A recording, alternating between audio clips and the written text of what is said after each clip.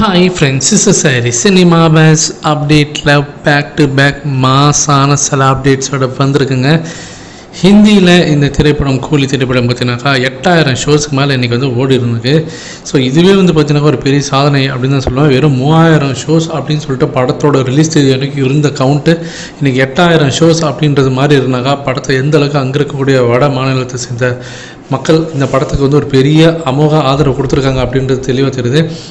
இன்னையோட பார்த்தீங்கன்னாக்கா இந்த படம் வந்து ஒரு 40 கோடிக்கு மேலே ரஃப்லி, நான் சொல்கிறது வந்து ரஃப்லி கேல்குலேஷன் தான், 40 கோடிக்கு மேலே இந்த படம் வந்து அங்கே வசூலில் கலெக்ட் பண்ணிடும் அப்படின்ற மாதிரி தகவல் வந்துருக்குங்க.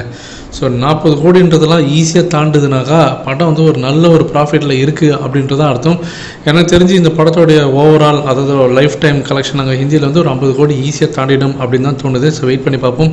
நடுவில் விநாயகர் சதுர்த்தி கூட வருது. ஸோ அதெல்லாம் கொஞ்சம் ஜம்ப் ஆகும் தான் நினைக்கிறேன் கலெக்ஷன்.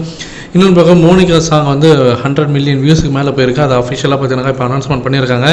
ஆனால் அதை தாண்டி ஒரு முக்கியமான விஷயம் என்ன அப்படின்னு சொல்லிட்டு பார்த்தீங்கன்னாக்கா, கூலி படத்தோடைய டிஸ்ட்ரிபியூட்டர், அதாவது அமெரிக்காவில் இருக்கக்கூடிய டிஸ்ட்ரிபியூட்டர், அவங்க பார்த்தீங்கன்னாக்கா இப்போ அஃபிஷியலாக சொல்லியிருக்காங்க, நார்த் அமெரிக்காவை பொறுத்த வரைக்கும் தமிழ் சினிமா வரலாற்றிலே அதிகமாக வசூலை குவிச்ச படம் இப்போ பார்த்தீங்கன்னாக்கா கூலி திரைப்படம் தான். All time highest Tamil grosser in North America அப்படின்ற டேக்லைனே போட்டு அந்த வசூல் லிஸ்ட்டும் போட்டிருக்காங்க. 6.172.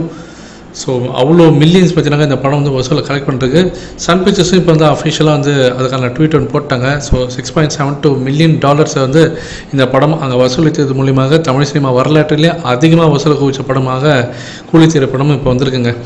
ஸோ ஓவர்சீஸ்லேயும் பார்த்தீங்கன்னாக்கா 20, அதாவது அசால்ட்டாக ஓவர்சீஸில் பார்த்தீங்கன்னாக்கா 20 மில்லியனுக்கு மேலே வசூலை குவிச்சிருக்காரு ரஜினி சார். ஸோ 20 மில்லியன்றதெல்லாம் வந்து சர்வசாதாரணமாக பண்ணியிருக்காரு. ஸோ ரஜினி சார் 3 முறை பண்ணியிருக்கார் ஓவர்சீஸில் 20 மில்லியனுக்கு மேலே வசூல் ஓவர்சீஸில் மட்டுமே. சவுத் இந்தியாவில் பார்த்தீங்கன்னா பிரபாஸ் மட்டும் தான் 2 தடவை பண்ணியிருக்காரு. ஆனால் ரஜினி சார் 3 தடவை பண்ணியிருக்காரு இப்போ இந்த கூலி திரைப்படத்தை சேர்த்து. இப்போ எந்த அளவுக்கு பாக்ஸ் ஆஃபீஸில் வந்து அவரோட கண்ட்ரோலில் வச்சுருக்காருன்றது உங்களுக்கு புரியுதா ஃப்ரெண்ட்ஸ்?